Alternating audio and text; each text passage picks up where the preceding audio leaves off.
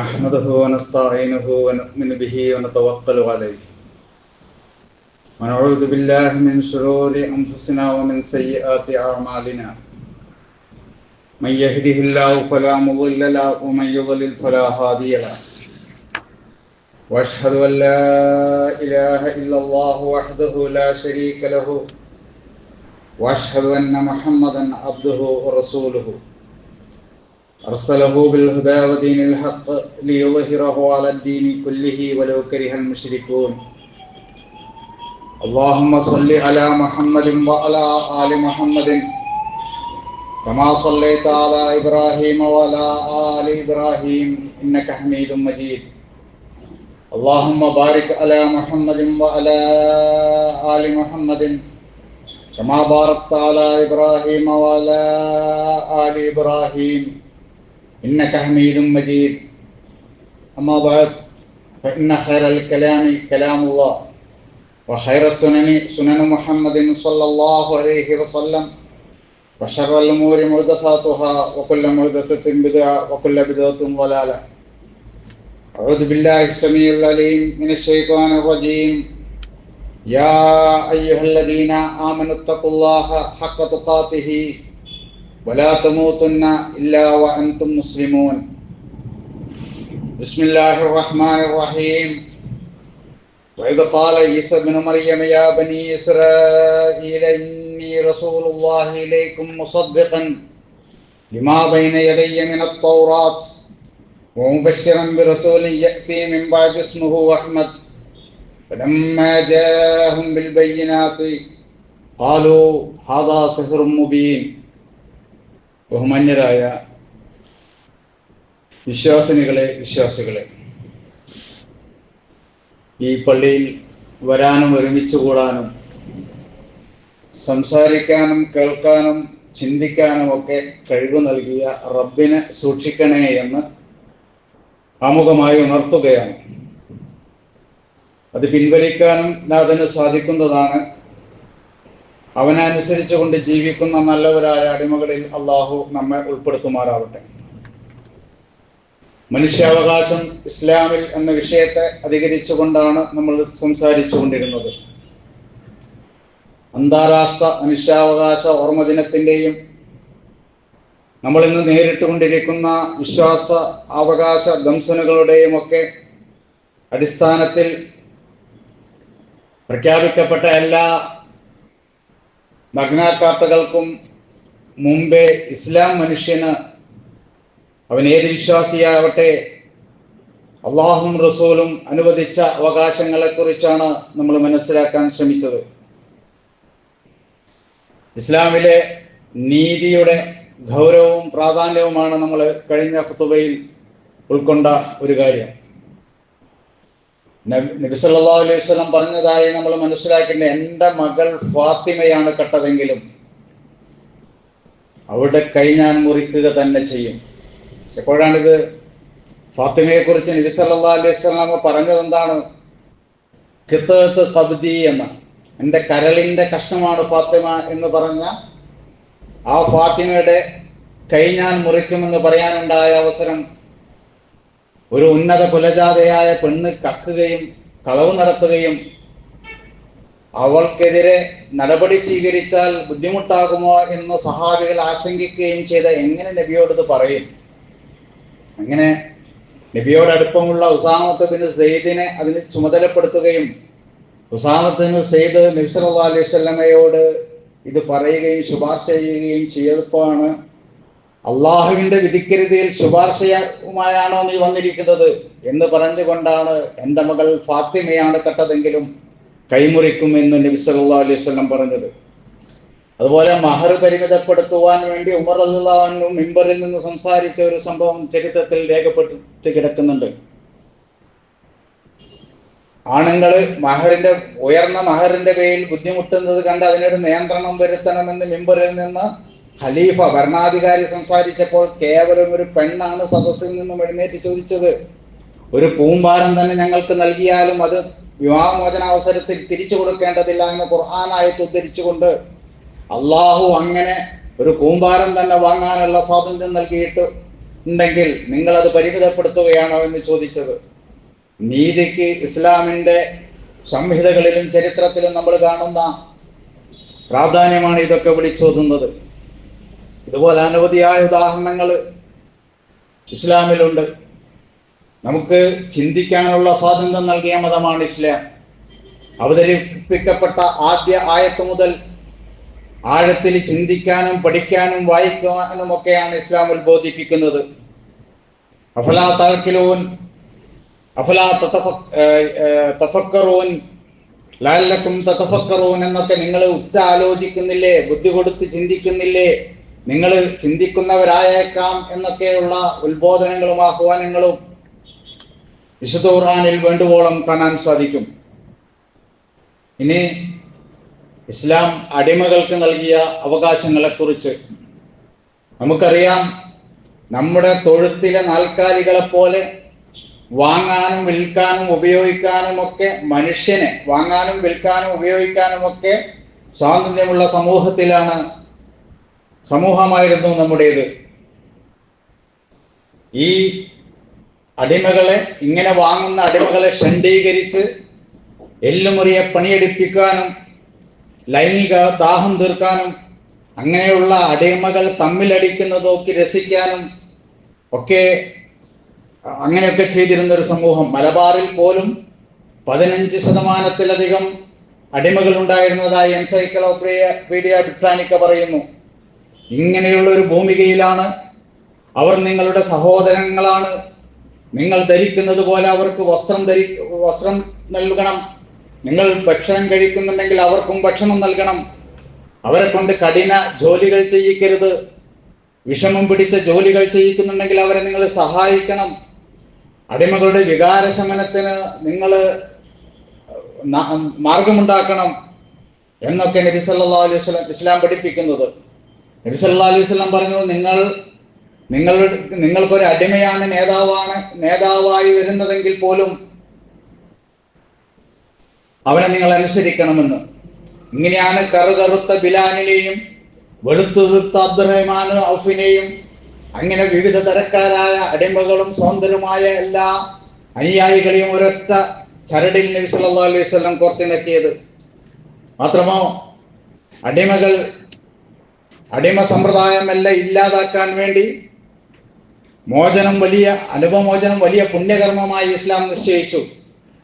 നമ്മൾ ചെയ്തു പോകുന്ന പല തെറ്റുകൾക്കും പ്രായശ്ചിത്തമായി അടിമകളെ മോചിപ്പിക്കുക എന്ന നിയമം ഇസ്ലാം ഉണ്ടാക്കി. അടിമകളെ കല്യാണം കഴിക്കുകയാണെങ്കിൽ അവരെ സ്വതന്ത്രമായി പരിഗണിക്കണമെന്നും അവരിൽ നിന്നുണ്ടാവുന്ന മക്കൾ സ്വതന്ത്രമായിരിക്കുന്നതുമൊക്കെ ഇസ്ലാം നിയമം കൊണ്ടുവന്നു. എന്തിന് സക്കാത്തിന്റെ ഒരു വിഹിതം പോലും 8 വിഭാഗങ്ങൾ എണ്ണിയ കൂട്ടത്തിൽ അടിമമോചനത്തിന് എന്നുള്ളതാണ് ഒരു എണ്ണിയത്. ഇങ്ങനെ നാനാവിധത്തിൽ അടിമകളെ ഇല്ലാതാക്കാനുള്ള ശ്രമം, അവർക്ക് ലഭിക്കേണ്ട അവകാശം, ഇവർക്ക് ഇസ്ലാം നടപടികൾ സ്വീകരിച്ചതായി കാണാം. ശിരസിൽ നിന്ന് ബ്രാഹ്മണനും കൈകളിൽ നിന്ന് ക്ഷത്രിയനും തുടയിൽ നിന്ന് വൈശ്യനും കാൽപാദത്തിന്റെ അടിയിൽ നിന്ന് ശൂദ്രനും ജനിക്കുന്ന ചാതുർവർണ്ണ്യത്തിന്റെ നിയമ സംഹിതകളൊക്കെ നിലനിന്നിരുന്ന കാലത്താണ് അതുല്യമായ മാനുഷിക അവകാശങ്ങളെ കുറിച്ച് ഇസ്ലാം സംസാരിച്ചത്. ഇന്നും തൊട്ടുകൂടായ്മയും തീണ്ടിക്കൂടായ്മയും ഒക്കെ അയിത്തവും ഒക്കെ നമുക്ക് പല നിരത്തിൽ കാണാൻ സാധിക്കുന്നു. ഇവിടെയാണ് ഇസ്ലാമിന്റെ ഔന്നിത്യം നമ്മൾ മനസ്സിലാക്കേണ്ടത് എന്ന് ചുരുക്കം. ഇങ്ങനെ സർവതലത്തിലും ഒരു വ്യക്തിയുടെ ഉള്ളിൽ അഹങ്കാരവും അവന്റെ ഔന്നിത്യ അഹങ്കാരങ്ങളെ ഇല്ലായ്മ ചെയ്ത് സംസ്കരിച്ചുകൊണ്ട് സമൂഹത്തിൽ ഒരേപോലെ തുല്യത കൊണ്ടുവരുന്ന ഒരു സമീപനമാണ് ഇസ്ലാം സ്വീകരിച്ചത്.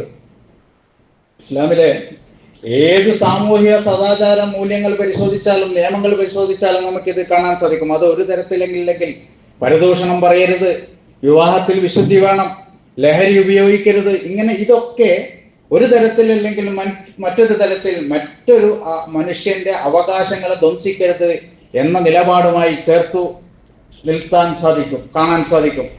യുദ്ധരംഗത്ത് പോലും ഇസ്ലാമായി ജീവിക്കാൻ അനുവദിക്കാതെ ആട്ടിപ്പായിച്ച് അവിടെയും സ്വൈരം കൊടുക്കാതെ ഇങ്ങോട്ട് യുദ്ധം ചെയ്യുമ്പോൾ പ്രതിരോധിക്കാനാണല്ലോ ഇസ്ലാമിൽ യുദ്ധത്തിന് ആദ്യമായി അനുവാദം നൽകുന്നത്. അങ്ങനെ യുദ്ധരംഗത്താണെങ്കിൽ പോലും നിങ്ങൾ ഫലവൃക്ഷങ്ങൾ നശിപ്പിക്കരുത്, കുട്ടികളെയും വൃദ്ധരെയും സ്ത്രീകളെയും ഉപദ്രവിക്കരുത്. എന്തിന്? മഠങ്ങളിൽ പൂജയുമായി കഴിയുന്ന സന്യാസികൾക്ക് അനവസരമുണ്ടാക്കരുത് എന്ന് നബി സല്ലല്ലാഹു അലൈഹി വസല്ലമും അതിനുശേഷം സഹാബി ഖുലഫാഉർ റാഷിദുകളും ഒക്കെ പറഞ്ഞത് നമുക്ക് കാണാൻ സാധിക്കും. ആയിഷ റളിയല്ലാഹു അൻഹും ഇബ്നു ഉമർ റളിയല്ലാഹു അൻഹും പറഞ്ഞത് ബുഖാരി ഉദ്ധരിക്കുന്ന ഒരു ഹദീസ് നമ്മൾക്കൊക്കെ അറിയുന്നതാണ്. അയൽവാസികളോടുള്ള അവകാശങ്ങളെ കുറിച്ച്, അയൽവാസികളെ കുറിച്ച് നിങ്ങൾ ഇന്നെന്ന് പെരുമാറണം എന്ന് ജിബ്രീൽ വന്ന് നബി സല്ലല്ലാഹു അലൈഹി വസല്ലമയോട് പറയുകയാണ്. അങ്ങനെ പറഞ്ഞു ഞാൻ വിശദീകരിക്കുന്നത് നിങ്ങൾക്കൊക്കെ അറിയാവുന്നതിന് പറഞ്ഞ് നബി സല്ലല്ലാഹു അലൈഹി വസല്ലമക്ക് സന്ദേഹം തോന്നുകയാണ്. നിങ്ങളുടെ സ്വത്തിൽ ഒരു വിഹിതം അനന്തരാവകാശം ഈ അയൽവാസിക്ക് കൊടുക്കേണ്ടി വരുമോ എന്ന് ഞാൻ സന്ദേഹിക്കുമാറ് ജിബ്രീൽ അലൈഹിസ്സലാം എന്നോട് ഉപദേശിച്ചു അയൽവാസികളെ കുറിച്ച് എന്ന്. ആരെങ്കിലും അള്ളാഹുവിലും അന്ത്യദിനത്തിലും വിശ്വസിക്കുന്നുണ്ടെങ്കിൽ അവൻ അയൽവാസിക്ക് നല്ലത് ചെയ്യട്ടെ എന്നാണ് നബി സല്ലല്ലാഹു അലൈഹി വസല്ലം പറഞ്ഞത്. അവൻ ഏത് മതക്കാരനായാലും ശരി. നബി സല്ലല്ലാഹു അലൈഹി വസല്ലം ജൂതനമായ തന്റെ അയൽവാസിയെ സന്ദർശിച്ചിരുന്നു, അവിടുന്ന് ഭക്ഷണം കഴിച്ചിരുന്നു. അവിടെ നമ്മുടെ നബി സല്ലല്ലാഹു അലൈഹി വസല്ലം വിശേഷ ഭക്ഷണം കൊണ്ടാക്കിയാൽ അവൻ എത്തിച്ചിരുന്നു. എന്തിന്? നബി സല്ലല്ലാഹു അലൈഹി വസല്ലം മരിക്കുന്നത് പോലും ഏതാനും ഗോതമ്പിന് വേണ്ടിയിട്ട് തന്റെ പടയെങ്കി ജൂതന്റെ വീട്ടിൽ പണയത്തിലായിട്ട് എത്ര സഹാബികൾ നബി സല്ലല്ലാഹു അലൈഹി വസല്ലമക്ക് പൈസ കൊടുക്കാൻ. ഈ ചരിത്രം നബി സല്ലല്ലാഹു അലൈഹി വസല്ലമിന്റെ ജീവിതത്തിൽ അവശേഷിപ്പിച്ചത് എന്തിനാണ്?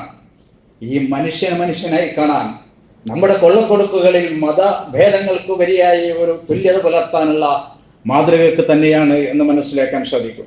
ഒരിക്കല് നബി സല്ലല്ലാഹു അലൈഹി വസല്ലം അല്ലാഹുവാണ് സത്യം, നിങ്ങളാരും സത്യവിശ്വാസികളാവുകയില്ല എന്നിങ്ങനെ ആവർത്തിച്ച് പറയുന്നത് 3 തവണ ആവർത്തിച്ച് പറയുന്നത് കേട്ടപ്പോൾ അവൾ ചോദിച്ചു, ആശങ്കയോടെ അവർ ചോദിച്ചു, ആരാണ് നബിയെ എന്ന് ചോദിച്ചപ്പോൾ, നിങ്ങളുടെ ശല്യങ്ങളിൽ നിന്ന് അയൽവാസി നിർഭയനല്ലെങ്കിൽ അങ്ങനെയുള്ള ആളുകൾ സത്യവിശ്വാസിയാവുകയില്ല. അങ്ങനെയുള്ള ആളുകൾ മോശമാണെന്നല്ല പറയുന്നത്, നമ്മിൽപ്പെട്ടവനല്ല എന്ന് പറയുന്നത്. ഒരു അയൽവാസി പട്ടിണി കിടക്കുമ്പോൾ വയറ് നിറക്കുന്നവൻ നമ്മിൽപ്പെട്ടവനല്ല എന്ന് പറഞ്ഞാൽ അത് മോശമാണ്, ആ പ്രവൃത്തി മോശമാണെന്ന് മാത്രമല്ല അർത്ഥം. നമ്മിൽപ്പെട്ട മുസ്ലിം അല്ല എന്നാണ് നബി സല്ലല്ലാഹു അലൈഹി വസല്ലം പറയുന്നതിന്റെ മറ്റൊരു ഭാഷ്യം. ഒരാടിന്റെ കുളമ്പാണ്, ഒരു എല്ലിൻ കഷമാണ് നിങ്ങൾ കറി വെക്കുന്നതെന്ന് പോലും അയൽവാസിയെ പരിഗണിക്കുന്നതിൽ നിങ്ങൾ അമാന്തം കാണിക്കരുത് എന്ന്. നമുക്കറിയാം, കൊടുങ്ങല്ലൂര് ആദ്യമായി കേരളത്തിൽ മുസ്ലിങ്ങൾ വന്നപ്പോ അവര് രാത്രി ഭക്ഷണം കഴിക്കുന്നതിന് മുമ്പ് അവരടുത്ത വീട്ടുകളിൽ പോയി മുട്ടാറുണ്ടായിരുന്നു എന്നാണ് നമ്മൾ ചരിത്രത്തിൽ വായിച്ചത്. നിങ്ങൾ ഭക്ഷണം കഴിച്ചോ എന്ന് അയൽവാസികളോട് ചോദിച്ച് ഉറപ്പ് വരുത്തിയിട്ടാണ് അവർ അത്താഴം കഴിച്ചിരുന്നത് എന്ന് ചുരുക്കം. അങ്ങനെയുള്ള നല്ല കാര്യങ്ങൾ കണ്ടുകൊണ്ടാണ് ഇസ്ലാമിലേക്ക് ആളുകൾ കടന്നു വന്നത്. ഇന്നത്തെ അതിര് തർക്കവും പിണക്കവും വിരോധവും ഒക്കെ അതിന്റെ പശ്ചാത്തലത്തിൽ നമ്മുടെ പ്രവൃത്തികളും ഒന്ന് മാറ്റിവെച്ച് നോക്കേണ്ടതുണ്ട്. 10 സെന്റിനും ചുറ്റുമതിലിനും അപ്പുറം ആരാണ് ജീവിക്കുന്നത്, എങ്ങനെയാണെന്ന് ജീവിക്കുന്നത് എന്നറിയാത്ത, അടുത്ത ഫ്ലാറ്റിൽ ആരാണെന്ന് പോലും അറിയാത്ത, ഒരു ലിഫ്റ്റിൽ ഒറ്റക്കായി പോയപ്പോൾ ഒരുമിച്ചായിരുന്നാൽ പോലും ഒന്ന് സലാം ചെല്ലുകയോ പുഞ്ചിരിക്കുകയോ ചെയ്യാൻ സാധിക്കാത്ത തിരക്കിലാണ് നമ്മളുള്ളത്. ഒന്ന് ഫോൺ നമ്പർ അങ്ങോട്ടും ഇങ്ങോട്ടും അയൽവാസിയുടെ ഫോൺ നമ്പർ കൈമാറുക, ഒന്ന് തീപിടുത്തുണ്ടായാൽ, അല്ലെങ്കിൽ പുറത്തു പോയപ്പോൾ ഒന്ന് ഗേറ്റ് അടച്ചിട്ടുണ്ടോ എന്ന് ചോദിക്കാൻ, അല്ലെങ്കിൽ ഞങ്ങൾ നേരം വൈകും ഒന്ന് പുറത്തെ ലൈറ്റ് ഇടണമെന്ന് പറയാൻ, അങ്ങനെയുള്ള ഒരു ബന്ധം പോലും അയൽവാസികളുമായി ഇല്ലാതായിരിക്കുന്നു. അയൽവാസി എന്ന് സാധാരണ നമ്മൾ പറയാനുള്ളത് തൊട്ടയൽപക്കത്ത് താമസിക്കുന്നവരാണ് കുറിച്ചാണ്. എന്നാൽ ഇസ്ലാമിന്റെ വിശാലാർത്ഥത്തിൽ ഒരു കച്ചവടക്കാരന്റെ തൊട്ടടുത്ത് കച്ചവടം ചെയ്യുന്നവനാണ് എൻ്റെ അയൽവാസിയാണ്. ഒരു കൃഷിക്കാരന്റെ കൃഷിയിടത്തിന്റെ തൊട്ടടുത്ത് കൃഷിയിടമുള്ള ആളുകൾ അയാൾ അയൽവാസിയാണ്. ഒരു ബസ്സിലോ ഒരു ട്രെയിനിലോ നമ്മൾ യാത്ര ചെയ്യുകയാണെങ്കിൽ തൊട്ടടുത്തിരിക്കുന്നവൻ നമ്മുടെ അയൽവാസിയാണ്. ഓഫീസിന്റെ തൊട്ടടുത്ത് ടേബിളിലുള്ളവൻ, അടുത്ത ഓഫീസിലുള്ളവൻ, ഇങ്ങനെ അയൽവാസിയുടെ വൃത്തം വിശാലമാണ് എന്ന് ചുരുക്കം. ഒരിക്കല് അബൂ ഹംസത്തുൽ സുക്രി റഹ്മത്തുള്ളാഹി അലൈഹിയുടെ ഒരു താബിയായിരുന്നു അദ്ദേഹം. നബി സല്ലല്ലാഹു അലൈഹി വസല്ലം സഹാബികളിൽ നിന്ന് ഇസ്ലാം വിശ്വസിച്ച ജീവിച്ച ഒരാൾ. അദ്ദേഹത്തിന്റെ അയൽവാസിയായ ഒരു ജൂതന് അദ്ദേഹത്തിന് സാമ്പത്തിക പ്രയാസം ഉള്ളത് കൊണ്ട് വീട് വിൽക്കുകയാണ്, ആ പുരയിടം വിൽക്കുകയാണ്. 2000 ദിർഹമാണ് അന്നത്തെ മതിപ്പ് വില. അദ്ദേഹം ചോദിക്കുന്നത് 4000 ദിർഹമാണ്. അതിനെന്താ കാരണം എന്ന് ചോദിച്ചപ്പോൾ അദ്ദേഹം പറയുന്നത്, അബൂ ഹംസത്തുൽ സുക്രി എന്ന വിശ്വാസിയാണ്, മുസ്ലിമാണ് എൻ്റെ അയൽക്കാരൻ എന്നാണ്. അയൽക്കാരൻ മുസ്ലിം ആയതുകൊണ്ട് തൻ്റെ പുരയിടത്തിന് ഇരട്ടി വില ചോദിച്ച് നമ്മളെ കുറിച്ച് എന്താണ് നമ്മളെ അയൽവാസികൾ പറയുക എന്നാലോചിക്കേണ്ടതുണ്ട്. ഇതാ സമയത്ത് ജീറാനൊക്കെ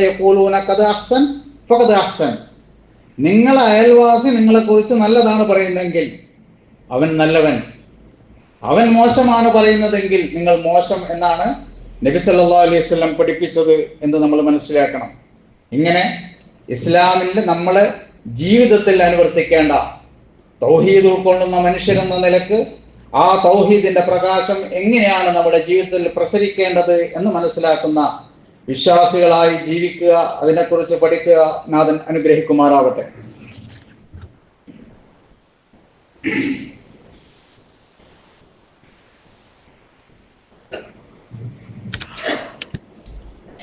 അൽഹംദുലില്ലാഹി അൽദീ ഹദാനാ ലിഹാദാ വമാ കുന്നാ ലിനഹ്തദിയ ലൗലാ അൻ ഹദാനല്ലാഹ്. റബ്ബി ഇശ്റഹ് ലി സദ്രി വയസ്സിർ ലി അംരി വഹ്ലുൽ ഉഖ്ദതൻ മിൻ ലിസാനി യഫ്ഖഹു ഖൗലി. യാ അയ്യുഹന്നാസ് ഉസീകും സാനിയൻ ബിത്തഖ്വല്ലാഹ്. ഒരിക്കൽ കൂടി റബ്ബിനെ സൂക്ഷിക്കണേ എന്ന് നിർത്തുകയാണ്. ഞാൻ ആമുഖമായി ഓതി വെച്ച ആയത്ത് 61-ാമത്തെ സൂറത്ത് സഫിലെ 6-ാമത്തെ വചനമായിരുന്നു. നമ്മുടെ സഹോദരന്മാരായ ക്രൈസ്തവരിൽ ഭൂരിപക്ഷവും ക്രിസ്തുമസ് ആഘോഷിക്കുന്ന ദിവസം അടുത്തു വരികയാണ്. ഒരു ജന്മദിന ആഘോഷം എന്നതിലുപരി ക്രിസ്തുവിനോടുള്ള ആദരവ് എന്നതിനേക്കാൾ ഉപരി ഒരു ആരാധനയായാണ് ക്രിസ്ത്യാനികൾ ഈ ആഘോഷത്തെ കാണുന്നത്.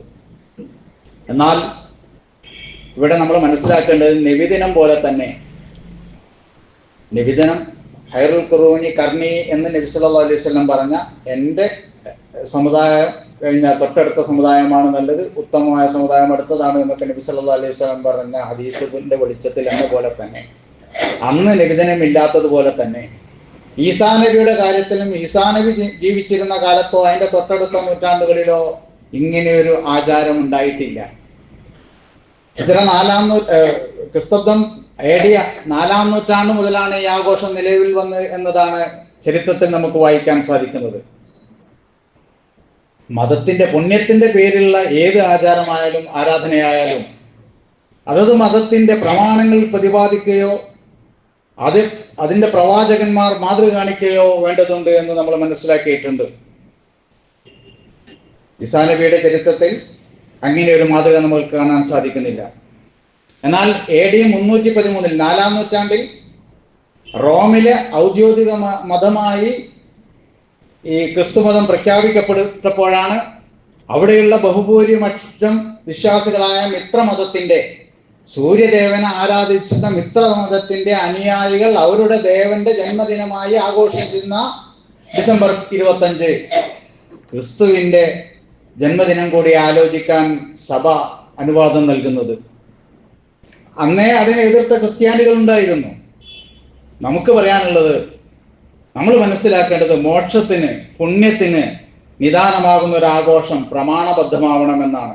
അത് കേവലം മിത്തുകളോ സങ്കല്പങ്ങളോ ആയാൽ പോലും, ഒരു സങ്കല്പത്തിന്റെ പേരിൽ ഒരു മസ്ജിദ് തകർക്കപ്പെട്ട കാര്യങ്ങൾ നമ്മൾ അനുസ്മരിച്ചിരുന്നല്ലോ. ഇങ്ങനെ കടം കൊണ്ട ഒരു ആചാരമാണ് ക്രിസ്തുമസ് എന്നാണ് ബൈബിൾ ഡിക്ഷണറിയും ഒക്കെ നമുക്ക് വ്യക്തമാക്കി തരുന്നത്. ഇനി ഡിസംബർ 25 ഈസാ നബിയുടെ ജന്മദിനമാണെന്നതിന് തെളിവ് നമുക്ക് ചരിത്രത്തിൽ കാണാൻ സാധിക്കില്ല. മാർച്ച് 28 ആഘോഷിച്ചിട്ടുണ്ട്, ഏപ്രിൽ 19 ആഘോഷിച്ചിരുന്നു, മെയ് 29 ക്രിസ്തുമസ് ആഘോഷിച്ചിരുന്നു തുടങ്ങിയ ദിനങ്ങളിൽ നേരത്തെ ഇത് ആഘോഷിച്ചിരുന്നു എന്ന് ചരിത്രം പറയുന്നു. ചില ലിഖിതങ്ങളിൽ അങ്ങനെ കാണുന്നു.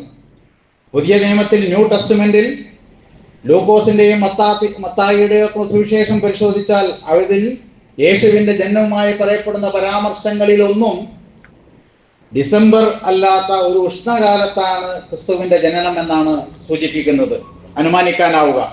യഹോവ സാക്ഷികൾ എന്ന ക്രിസ്തു വിഭാഗം ഒക്ടോബറിലാണ്, ആഗസ്റ്റിലാണ്, സെപ്റ്റംബറിലാണ് എന്നൊക്കെ പറയുന്ന വാദവും നിലനിൽക്കുന്നുണ്ട്. ചുരുക്കത്തിൽ ഈത്തപ്പഴം പഴുക്കുന്ന ഒരു ഉഷ്ണകാലത്തായിരുന്നു, ഡിസംബർ പോലെയുള്ള ഒരു തണുപ്പ് കാലത്തല്ലായിരുന്നു ക്രിസ്തുമസ് എന്നാണ് നമുക്ക് ഇത്തരം ലിഖിതങ്ങളിൽ വായിക്കാനാവുക. പോട്ടെ, ക്രിസ്തു ജനിച്ച് ജീവിച്ച 33 വർഷത്തിൽ ഏതെങ്കിലും ഒരു സമയം എൻ്റെ ജന്മദിനം ആഘോഷിക്കണമെന്നോ അദ്ദേഹം കൽപ്പിക്കുകയോ വിശുദ്ധരായ അപ്പോസ്തലന്മാർ അദ്ദേഹത്തിന്റെ സഹാബികളെ മുഖേന അനുയായികളെ പഠിപ്പിക്കുകയോ ചെയ്തിട്ടില്ല. പുതിയ നിയമത്തിലോ പഴയ നിയമത്തിലോ ക്രിസ്തുമസ് ആഘോഷം ആക്കണമെന്നോ നിയമമാക്കണമെന്നോ പറയുന്നില്ല. ചുരുക്കത്തില് സാധാരണ ജയന്തി, സമാധി, ജന്മദിന ആഘോഷങ്ങൾ പോലെ തന്നെ അടിസ്ഥാനമില്ലാത്തൊരാഘോഷമാണ് ഇത് എന്ന് നമ്മൾ മനസ്സിലാക്കേണ്ടതുണ്ട്. ക്രിസ്തുവിന്റെ ജനനവേളയിൽ ഒരു നക്ഷത്രം പ്രത്യക്ഷപ്പെട്ടിരുന്നു എന്നതിൻ്റെ ഓർമ്മ പുതുക്കലാണ് ഒരു പുണ്യമായി നക്ഷത്രം തൂക്കുന്ന, സ്റ്റാർ തൂക്കുന്ന ആചാരം എന്ന് നമ്മൾ മനസ്സിലാക്കുന്നു. അതുകൊണ്ട് വിശ്വാസികളായ നമ്മൾ അവരുടെ വിശ്വാസങ്ങളെയും ആചാരങ്ങളെയും ആഘോഷങ്ങളെയും ഒക്കെ നമ്മൾ ബഹുമാനിക്കുന്നു. ഇതൊക്കെ ഐതിഹ്യത്തിന്റെ പേരിലോ തെറ്റായ ആചാരത്തിന്റെ പേരിലോ ഉള്ളതായ ആഘോഷം എന്ന നിലക്ക് വിശ്വാസികളായ നമ്മിൽ അത്തരം നടപടികൾ ഉണ്ടായിക്കൂടാത്തതാണ്. മറിയന്റെ മകൻ ഈസ പറഞ്ഞ വൈദകാല ഈസബിന് മറിയമയാ ബനി, എന്നാൽ യഥാർത്ഥത്തിൽ ഇത് ആരായിരുന്നു? ഈ ഇങ്ങനെയൊക്കെ ആഘോഷിക്കുന്ന യേശു ക്രിസ്തു ആരാണ് എന്നാണ് സൂറത്ത് സഫിൽ 6-ാം വചനം പഠിപ്പിക്കുന്നത്. വൈദകാല ഈസബിന് മറിയമയാ ബനി ഇസ്രായേൽ ഇന്നി റസൂലുള്ളാഹി ഇലൈക്കും മുസദ്ദിഖൻ ലിമാ ബൈന യദയ്യ മിനത് തൗറാത്ത് വമുബശ്ശിറൻ ബിറസൂലിൻ യഅതി മിൻ ബഅദി ഇസ്മുഹു അഹ്മദ് ഫലമ്മാ ജാഅഹും ബിൽ ബയ്യിനാതി ഖാലൂ ഹാദാ സിഹ്റുൻ മുബീൻ. മറിയമിന്റെ മകൻ ഈസ പറഞ്ഞ സന്ദർഭം, തൗറാത്തിനെ സത്യപ്പെടുത്തിക്കൊണ്ട് നിങ്ങൾ എനിക്ക് ശേഷം അഹമ്മദ് എന്നൊരു പ്രവാചകൻ വരാനുണ്ട് എന്ന സുവിശേഷം അറിയിച്ചുകൊണ്ട് നിങ്ങളിലേക്ക് അയച്ചൊരു ദൂതനാണ് ഞാൻ എന്ന് കൃത്യമായി ഈസാ നബി പഠിപ്പിക്കുന്നു. അന്നേരം അവരെന്താ പറഞ്ഞത്? നീ മാജിക്കാരനാണെന്ന്. അതാ സിഹ്ർ മുബീൻ, വ്യക്തമായ മാജിക്കാണിത് എന്നാണ് അവർ പറഞ്ഞിരുന്നത്. മാറ്റിമറിക്കപ്പെട്ട സുവിശേഷങ്ങളിൽ ഞാൻ ന്യായപ്രമാണങ്ങളെ നീക്കുവാനല്ല വന്നത്, നിവർത്തിപ്പാനാണ് വന്നത് എന്ന് യേശു ക്രിസ്തു പറയുന്നതായി കാണാം. യോഹന്നാൻ എഴുതിയ സുവിശേഷത്തിൽ യേശു പറയുന്നതായി, ഞാൻ പിതാവിനോട് ചോദിക്കും, ദൈവത്തിനോട് ചോദിക്കും, അവൻ സത്യത്തിന്റെ ആത്മാവ് എന്നൊരു കാര്യസ്ഥനെ എന്നേക്കും നിങ്ങളോടൊപ്പം വസിക്കുവാനായി ഇരിക്കേണ്ടതിനായി നിങ്ങൾക്ക് അയച്ചു തരും എന്ന് മത്തായിയുടെ സുവിശേഷത്തിൽ പറയുന്നു. അവൻ നിങ്ങളെ സകല സത്യത്തിലും വഴി നടത്തും. നബി സല്ലല്ലാഹു അലൈഹി വസല്ലം നമ്മളെ സകല സത്യത്തിലും വഴി നടത്തും, നിങ്ങൾക്ക് സകലവും ഉപദേശിച്ചു തരും. എന്നെ കുറിച്ച് നബി സാക്ഷ്യം പറയും, ഈ അഹമ്മദ് എന്ന പ്രവാചകൻ സാക്ഷ്യം പറയുന്നൊക്കെ മാറ്റിമറിക്കപ്പെട്ടതെങ്കിലും ഇന്നും നമുക്ക് ബൈബിളിൽ കാണാൻ സാധിക്കുന്നു. ഇങ്ങനെ നോക്കിയാൽ നബി സല്ലല്ലാഹു അലൈഹി വസല്ലമയെ കുറിച്ച് വ്യക്തമായ പരാമർശമുള്ള ഞാനും ഒരു ദൂതനാണ് എന്ന് പറയുന്ന ഈസാ നബിയെയാണ് കൃത്യമായ രേഖകളിൽ നമുക്ക് കാണാൻ സാധിക്കുക. കാര്യങ്ങൾ സത്യമായി മനസ്സിലാക്കുവാനും എന്നാൽ നമ്മുടെ സഹോദര സമുദായങ്ങൾ എന്ന നിലയിൽ അവരുടെ ആഘോഷങ്ങളെ വിലമതിക്കാനും ഒക്കെ ചെയ്യുന്നതോടൊപ്പം തന്നെ അവരെ സന്ദർശിക്കുന്നതും അവർക്ക് സഹായം ചെയ്യുന്നതും ഒക്കെ ഉള്ളപ്പോൾ തന്നെ നമ്മുടെ വ്യക്തിത്വം കാത്തു സൂക്ഷിച്ചുകൊണ്ട് ഉള്ള ഒരു നിലപാടായിരിക്കണം വിശ്വാസികളായ നിലക്ക് നമ്മൾ ഉണ്ടാവേണ്ടത് എന്ന് ഉത്ബോധിപ്പിക്കുകയാണ്. നാഥൻ അനുഗ്രഹിക്കുമാറാവട്ടെ.